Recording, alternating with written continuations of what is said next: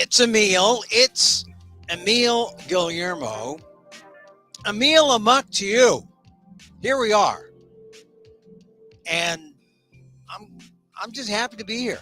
No, I'm very grateful. I mean, sometimes you notice not that I'm erratic, but there are times I'm just not feeling so well. And then I say, let him hear a repeat. But I said yesterday that I'll come on today because today's May 1st.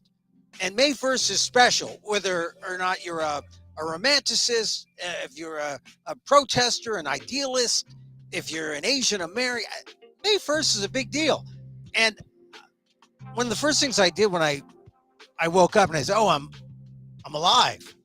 I texted my old friend from college and I said, how's the grandbaby? Because, I got to get his GPA, his grandparent picture average up.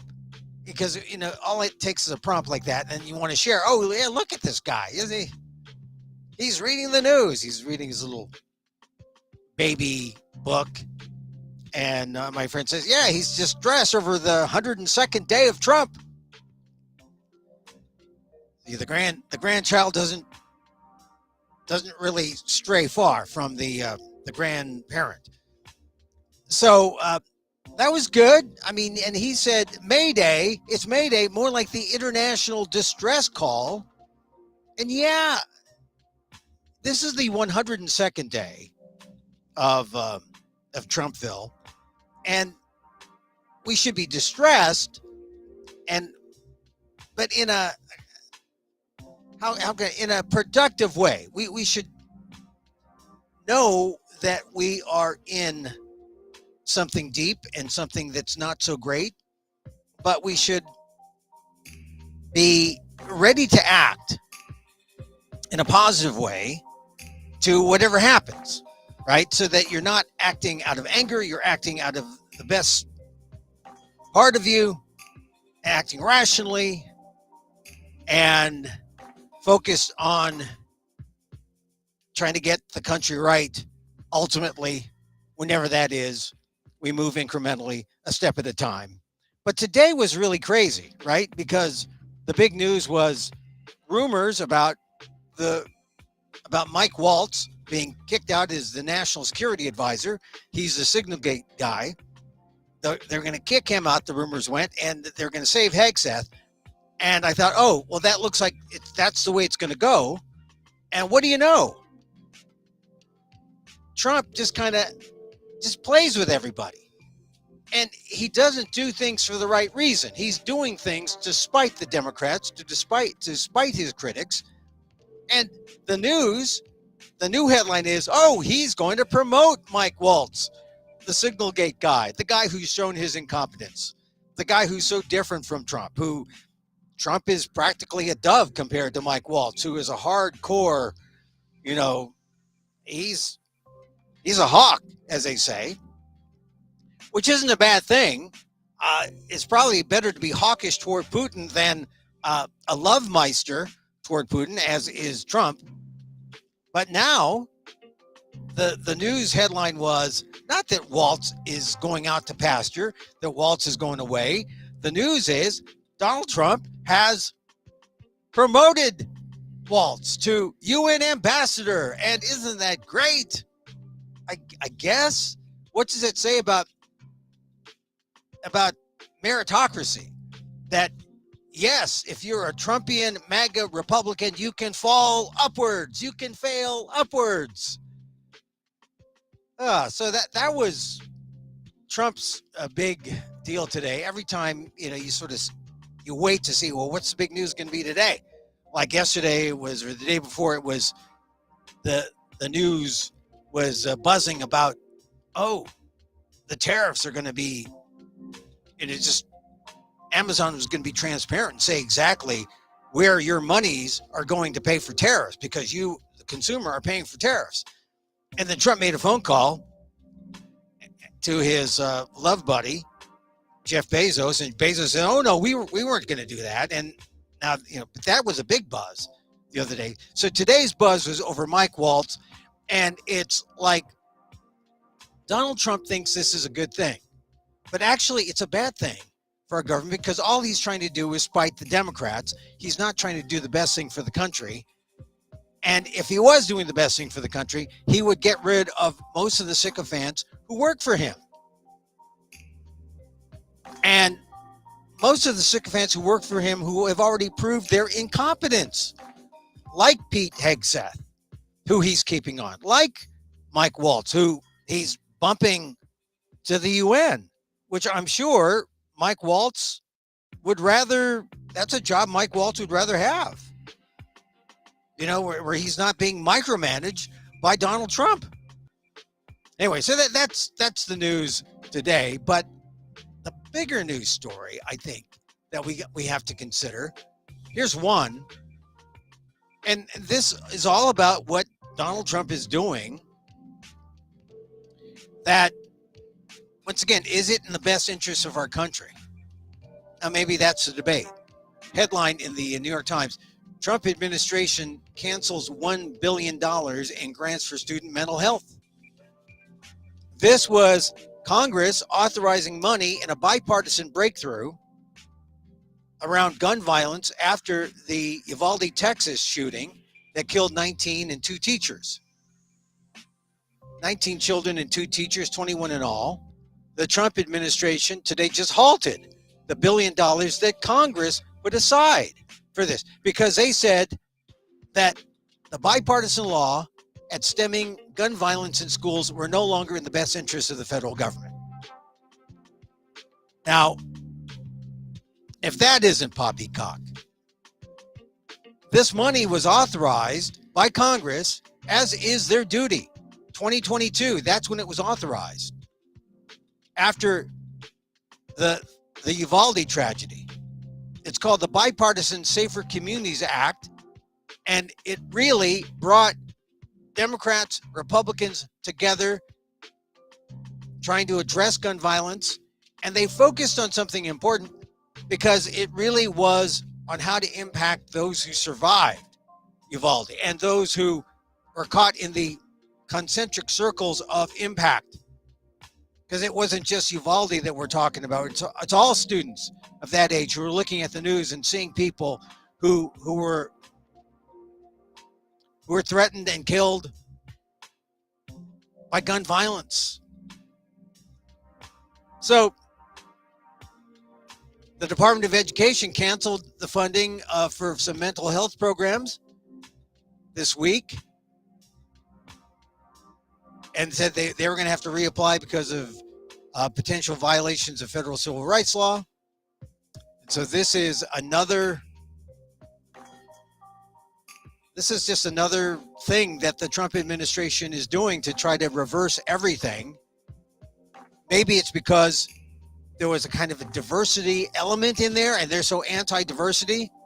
Everything's got to be somewhat colorblind. Well, I think this was, the grant cancellations are different from this other, cancellation of the $1 billion in grants. So it's just like, as we overhaul the government under the Trump administration, you got to wonder, it may not be in the best interest of the federal government. That was the quote from the Trump administration, but is it in the best interest of Americans? I would say, I think it is. But this is the situation when you lose an election. But mind you, this is going to be something that will be challenged in court. Because once again, the money was appropriated by Congress. That's their job. It was canceled by the Trump administration, which does not have the power of the purse, which has no real say in, can we block this? Can we not? They're doing it. They're being unlawful.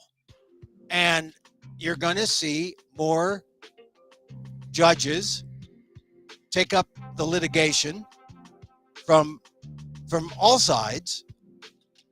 And the latest was this ruling today. This is how the United States is run. Headline: Federal judge strikes down Trump's use of Alien Enemies Act to deport Venezuelans. The ruling, which is limited to the Southern District of Texas, prohibited the administration from using the wartime law because the president's claims about a Venezuelan gang do not add up to an invasion. We've been talking about that as we talk about the Alien Enemies Act, that 18th century wartime law. They pick all, everything the Trump administration does, they have to do under an emergency. They have to say it's an emergency. And then they take some little known law like this Alien Enemies Act, which hasn't been used. It's only been used like 3 times since the 18th century. And then that gets challenged. And now today, Judge Fernando Rodriguez, who, by the way, is a President Trump appointee, philosophically rejected the White House attempts to transpose the Alien Enemies Act, which was passed in 1798, as the United States was threatened by war with France.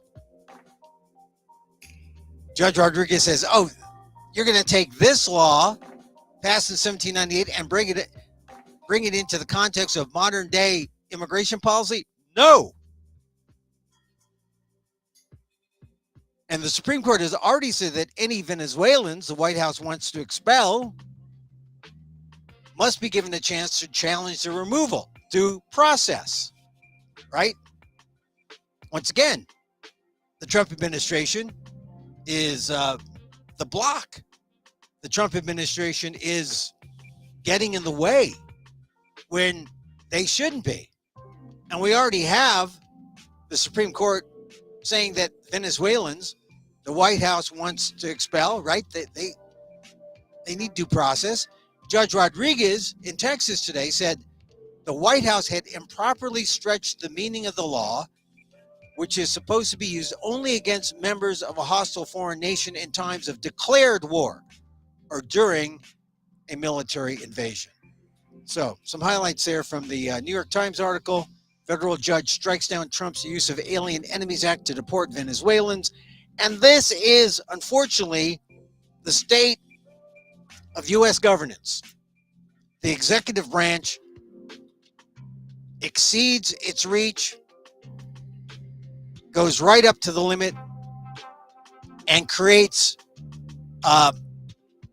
or commits unlawful acts, which then litigants take to a court, have a judge rule, and the judge rules up or down. And in the case of executive overreach, the thumbs were down today in the Southern District of Texas by a Trump-appointed judge who struck down Trump's use of the Alien Enemies Act.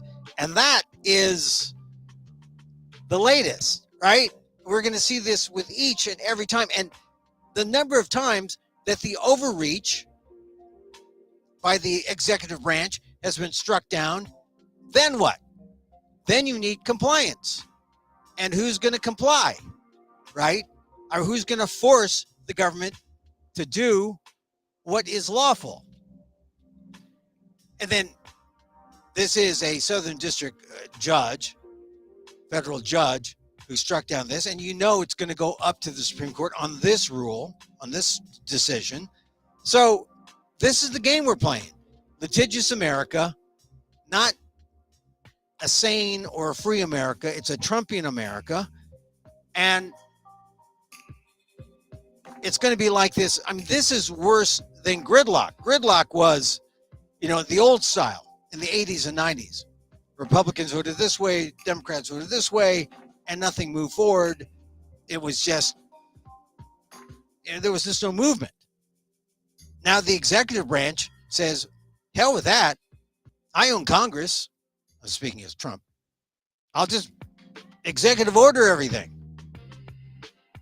It's really, he's the short order cook of democracy.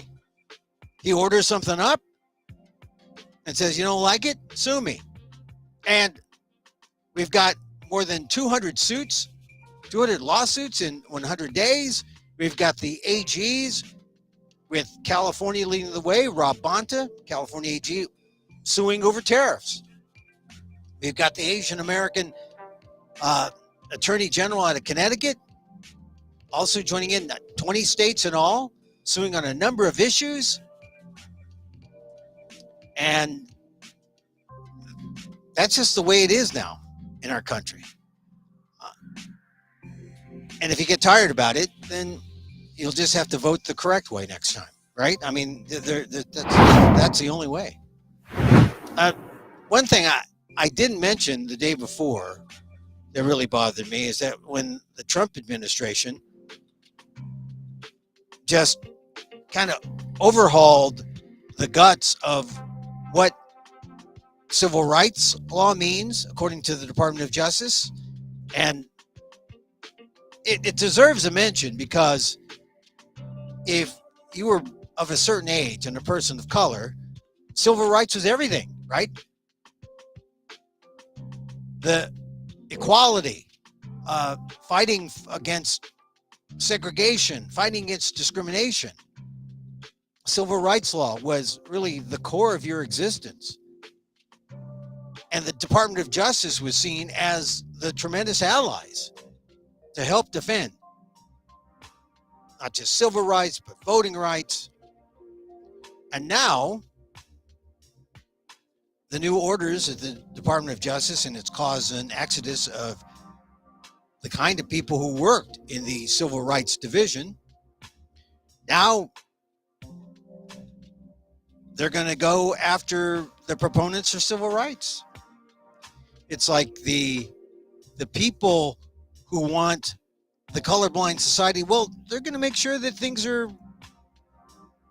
colorblind, that justice is blind, and that that DEI is gone. That's what the DOJ is going to do. They're not going to enforce equal rights in the true sense of the word, fighting discrimination against people of color. They're not going to go after wanton police who violate the civil rights of people of color. They're not going to go after the officers, George Floyd, Memphis, you name all the cases, police brutality, civil. That's no longer going to be their purpose. They're going to go after DEI. Make sure that everything is non-DEI to the president's wishes. And believe me, until the next president comes up, you can consider this a setback for all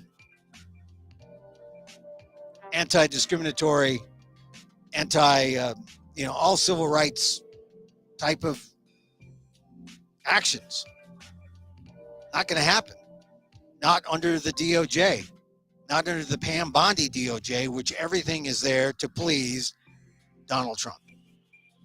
That's just the truth. Or that's the way Trump wants it. So that's not a good thing. So this month, it's May 1st. The distress call is out. MayDay, MayDay. We have a whole month as Asian American, Native Hawaiian, Pacific Islander Heritage Month. There, I just garbled that. Asian American, Native Hawaiian, Pacific Islander Heritage Month. Ever since the Biden administration took over, it's been more inclusive. That's why it's not just APA month, Asian Pacific American, or Asian American, or AAPI. It got to be kind of a challenge to say, okay, Asian American, Native Hawaiian, Pacific Islander Heritage Month, to be inclusive, to honor us all. So we're the Native Hawaiians, Pacific Islanders, they're in the mix with the East Asians and the South Asians, which is great, right? We're all accounted for, mostly. And I say that because we just assume the Turkic people of Central Asia are folded in with us. Hello, Uyghur Americans. Hello, Mongolian Americans. And what about other West Asians and people from what is generally known as the Middle East, which would include Lebanon, Egypt, Iraq, Iran, Morocco, Syria, Yemen, and yes, our brothers and sisters from Israel and Palestine. West Asia is a part of Asia, and yet there are still some people who say Asian and think, aren't all Asians just Chinese? Nope. Well, East Asians, yeah, but you consider all of Asian America, all of it. Asian America is all of Asia in America. And I realized this when I first visited Dearborn, Michigan, home of the largest Arab American population in the U.S., and it's where the Asian American Journalists Association, AAJ, held one of the largest and most successful convention events in its history. And it was wild. It was fun. There was belly dancing, not just karaoke. There was belly dancing, and there was great food. But for some reason, people don't generally see Middle Eastern people, especially Arabs, as Asian. Though by geography, they most definitely are. So what happened? Now, according to the Arab American Museum, it goes back to the turn of the 20th century. Of course it does. The turn of the 20th, 1899, 1900s, right? America was in hyper-racist mode against Asians in America, particularly the Chinese. The Exclusion Act began in 1882, but was made permanent in 1902. And Asians here were already banned from citizenship due to the Naturalization Law of 1870, which gave African Americans the right to be citizens, but not Asians or Native Americans. So this exclusionist streak continued through 1924, when quotas were placed on all immigration. And of course, the most severe were the Asian quotas set at 0. Exclusion. That's not quota, it's exclusion. There was no honor being Asian in America, no matter what part of Asia you were from. So it just so happens there was a guy named there was a case where an attorney father claimed his son's arrest was invalid because the arresting officer, George Shishim, had no right to arrest his son. This was I believe, a white attorney. His son was arrested. This was in Venice, California. It had to do with the cop, the race of the cop. Shishim, the cop, was born in Lebanon, was considered not of the white race, and was not, and could not become a citizen. So the defense claimed that Shishim's status invalidated the arrest of the lawyer's son. So that in turn inspired Shishim and the Arab community to fight the government's view that Shishim was not white. You see? So they say, hey, we're white. We're not from Asia. And so, backed by statements from university ethnologists that Lebanese and Syrians belong to the white race, they persuaded a Superior Court judge to rule against the government's claim that Shishim was Asian. And Shishim stated in court, if I'm a Mongolian, then so was Jesus, because we came from the same land. So we don't have to take up the debate over an Asian Jesus for now. The point here is that Shishim won his case in 1909, was immediately administered the oath of allegiance, becoming a U.S. citizen on the spot. And the Justice Department later affirmed the decision in Shishim's case, and that led other states to see Arabs not as yellow, not as Asians, but as white, and enabling Arabs to become U.S. citizens and make arrests stick if they happen to be cops. And that's how it happened, you know. The census still doesn't give Arab Americans a designation that some community members feel is right, and they're still pushing for it. That's still kind of, you know, an open question. But the law at least in California, was this Arab American was considered white, and they stuck with it. And it enabled that lawyer's son to get arrested. That case was lost. So my answer in 2025, though, is let's embrace our West Asian brothers and sisters. There are 4 million Arab Americans. If Asian American, Native Hawaiian, Pacific Islanders stand around 24 million, hey, add another 4 million to the coalition. I mean, we're linked. It should be AANHPIs are all descendants geographically from Asia, 360 in every direction. And if you're in America, we should all be in solidarity. I mean, that's why, you know, my Arab friends who I met in Dearborn or AAJA, you know, they knew they were Asian, but of course it was this legal thing in Venice, California, that made them be designated as white, and it had to do with the arresting officer in this case. It's weird how these things happen. And I guess I can say now you know the rest of the story. But AANHPI, we're all Asians. If you're from Asia, you're Asian. Happy Asian American Heritage Month. Asian American, Native Hawaiian, Pacific Islander Heritage Month. Today is also MayDay. I mean, it's my friend, when I talked to him this morning, talked about the International Signal of Distress. But, you know, MayDay, it's kind of a spring festival, right? Pagan traditions. And we're talking about the Romans. They had a 6-day festival from late April into May. The releasing of hares and deer as symbols of fertility. And then you had the Irish and the Scottish. They celebrate May 1st with the Gaelic festival of Beltane. And they light bonfires and collect flowers. It's the start of summer. And then I guess the most famous rite is the maypole. Have you seen the maypole? I think there's a famous maypole in the Castro district. First noted in the 14th century, the maypole was originally a full tree hauled into a village before evolving into a shorn wooden pole. So, you dance around the maypole.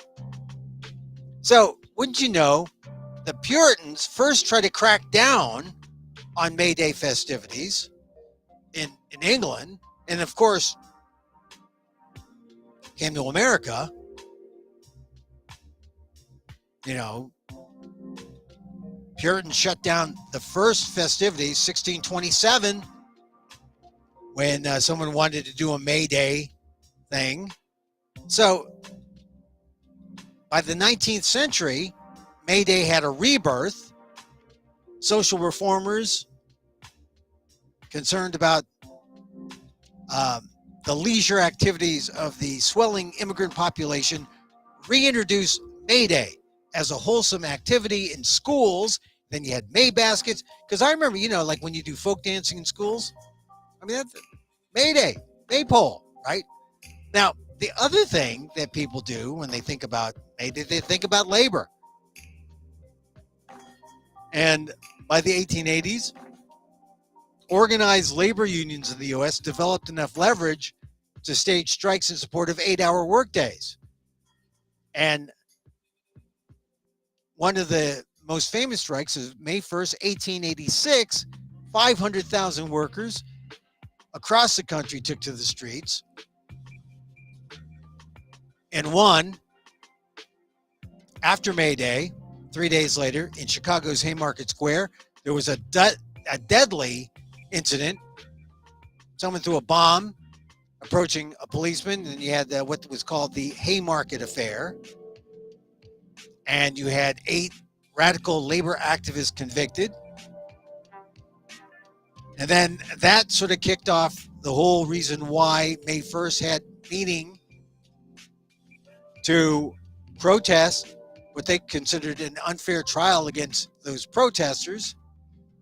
And so you had the AFL, the American Federation of Labor, and the International Socialist Congress call for more protests in 1890, and launching the tradition of International Workers' Day, MayDay.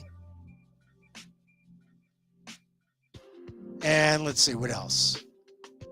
So that's why we celebrate MayDay, and that's why it has a strong sense about it being a day of protest. But now, it's also a day for military parades, like in the Soviet Union. And let's see, 1955, Pope Pius XII designated May 1st as a day of the Feast of St. Joseph the Worker. In 1970 and 71, May 1st was earmarked for demonstrations against the Vietnam War in the United States. So, May Day, it's important. Actually, yesterday, April 30th, also important, because, I mean, we're talking about the day the Vietnam War ended. And I remember seeing some things on the news, but in general, I didn't see anything, really. But I did get an email from an essay by Michael Moore, the film director. He said April 30th should be a national holiday because 50 years ago, Vietnam defeated the United States of America. They call it the Vietnam War, but more accurately, it's the American War, as the Vietnamese see it, because it was the Americans who invaded Vietnam 11 years earlier to kill and dominate its people. And Moore says, in those 11 years, we slaughtered 2 million Vietnamese and perhaps another 2 million Southeast Asians in Cambodia and Laos, nearly 4 million murdered by the U.S. And as context, that's about 2/3 the number of Jews that the Germans killed in the Holocaust. Unlike Germans, we collectively as a nation have never paid for these crimes against humanity. We have never admitted our guilt in this genocide, never apologized, never shown a speck of remorse, never made any reparations. So that's April 30th. That's something to think about. And if you let the 30th go by and you didn't do a thing, if you let yesterday pass, April 30th, and didn't think about the end of the Vietnam War, you should think about it today. You know? I mean, I'm lucky because I was able to avoid the draft. I mean, I didn't have bone spurs like the current president, but I was younger. I had a high draft number, and by the time we had the draft, war was over essentially. And then the real problems began. Then we had Watergate to think about. But isn't it funny how April 30th comes around, and because we lost, because the Americans lost, no one's celebrating. I mean, I did see something, I guess, about some things in the news about when Americans left Saigon, right, by helicopter. But if there ever was a day to celebrate and to think and to commemorate just the moment, 50 years. Think about that. Think about, I mean, if you put it in context of the numbers.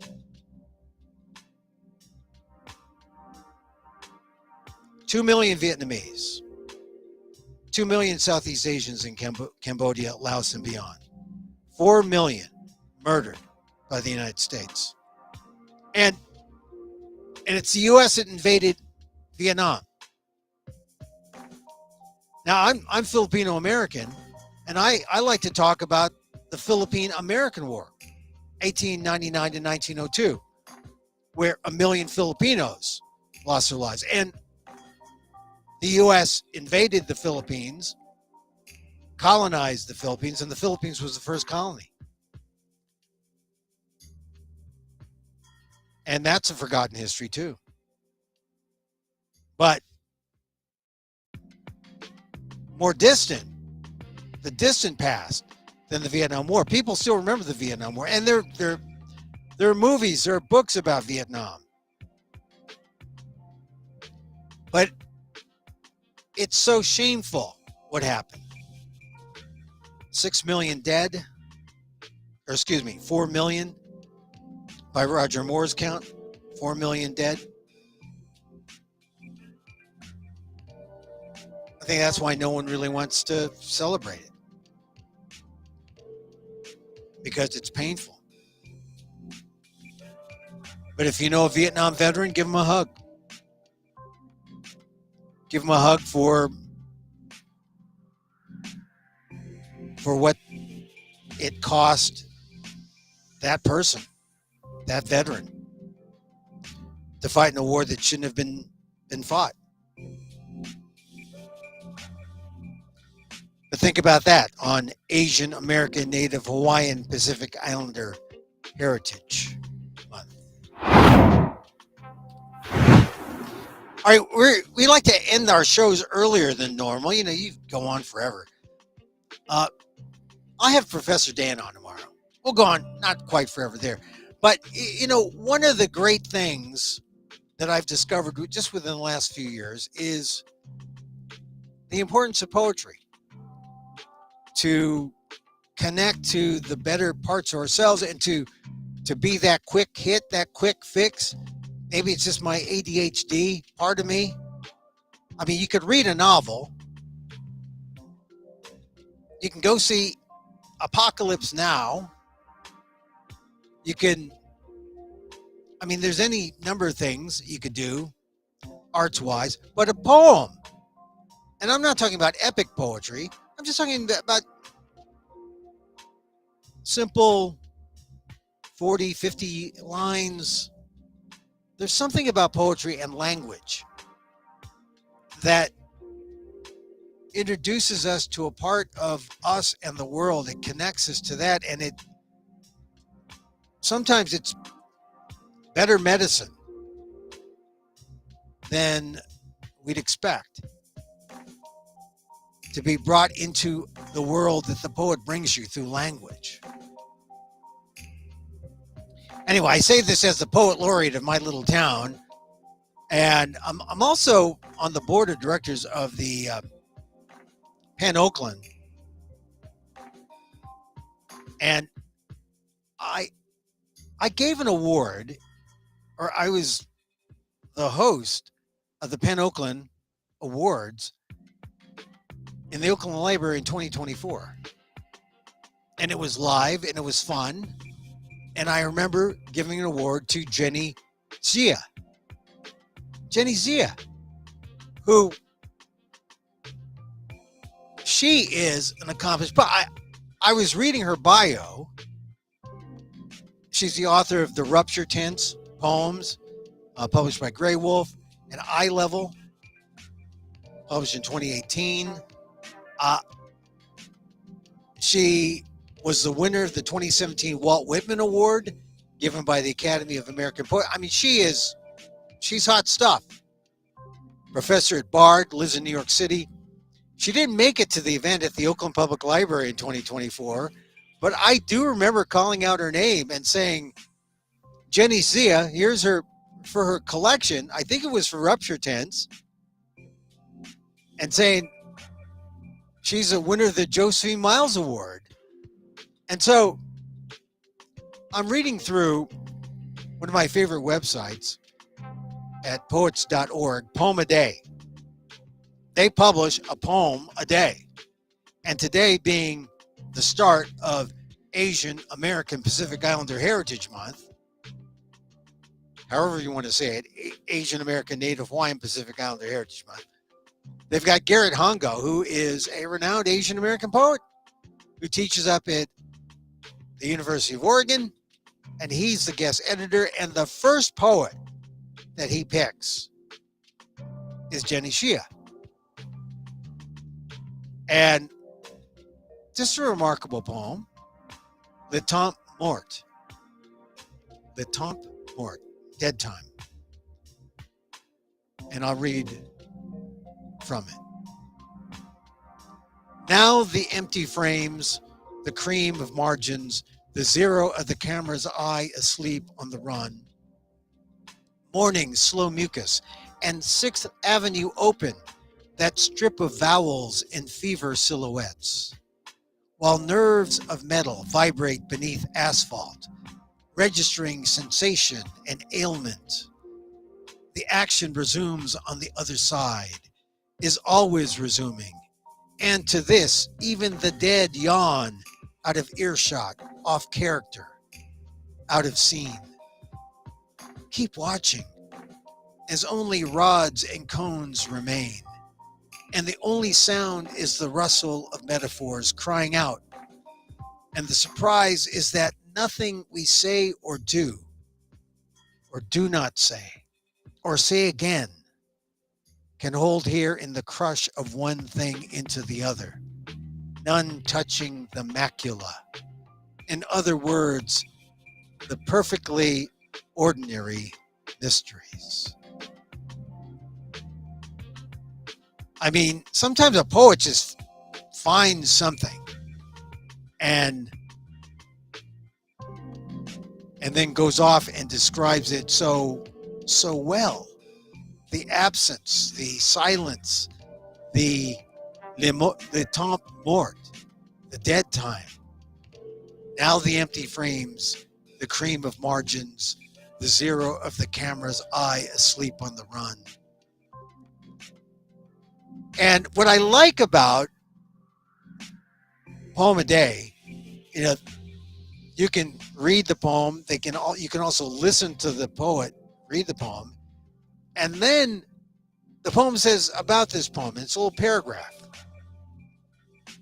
And this is what Jenny Shea wrote. She said, in film, temps mort, dead time, refers to passages of directionless time when very little, if anything, is taking place narratively. Useless time. In film and in life, I'm drawn to what gets awakened in these slow, languorous stretches when the camera keeps on running, even in the absence of legible action, even when actors have broken out of character or walked out of the frame altogether. In the swell of empty time, one's attentional rhythms get recalibrated and constellations of meaning that remain hidden to the eye, that immeasurable substratum of the unperceivable, exert their force. Even her description about it is poetic. But she's talking about those moments when it's truly dead time. There's nothing like, I can turn off the camera and then I can go about doing whatever here in my COVID closet, and I'm still revealing a certain truth. I'm still conveying something that's worth noting. And I get it, like when actors, right? You're on. Okay, cut. Sometimes the most revealing things are said or explored after the director says cut. It's directionless time. It's the moment of truth. When things that people don't want to be revealed are revealed, if anyone is looking. So Jenny Shea, I hope I'm saying that right. I mean, I'm just getting her pronunciation, which is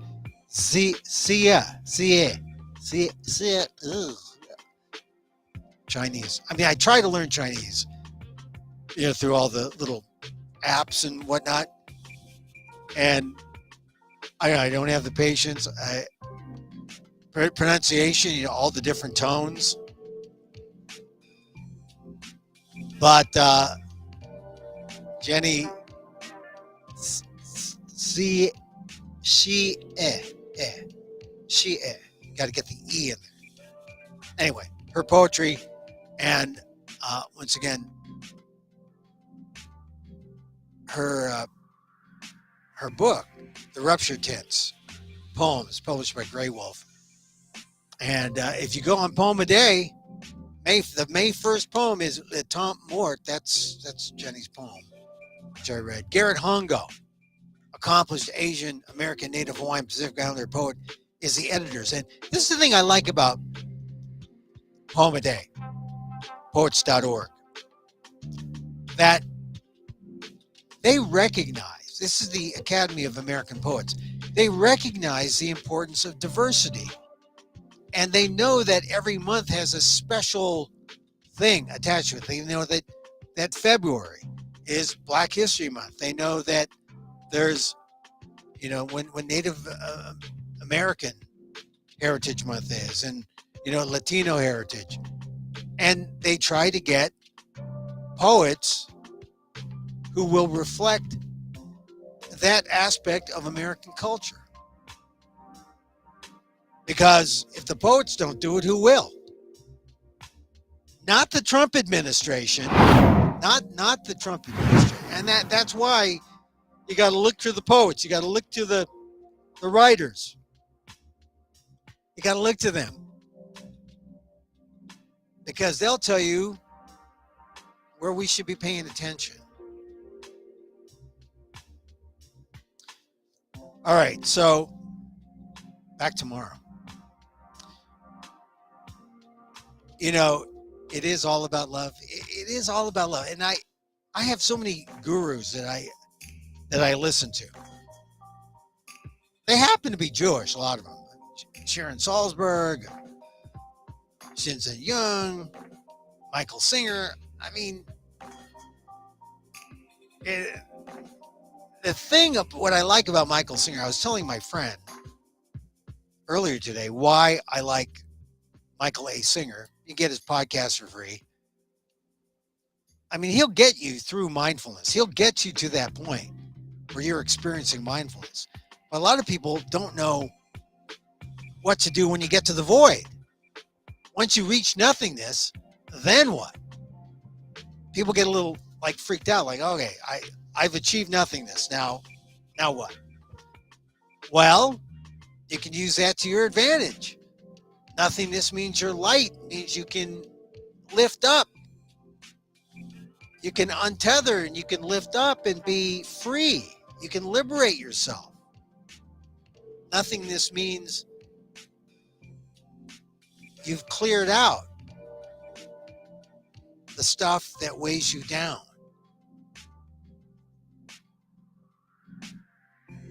And sometimes once you clear all that out, what are you left with?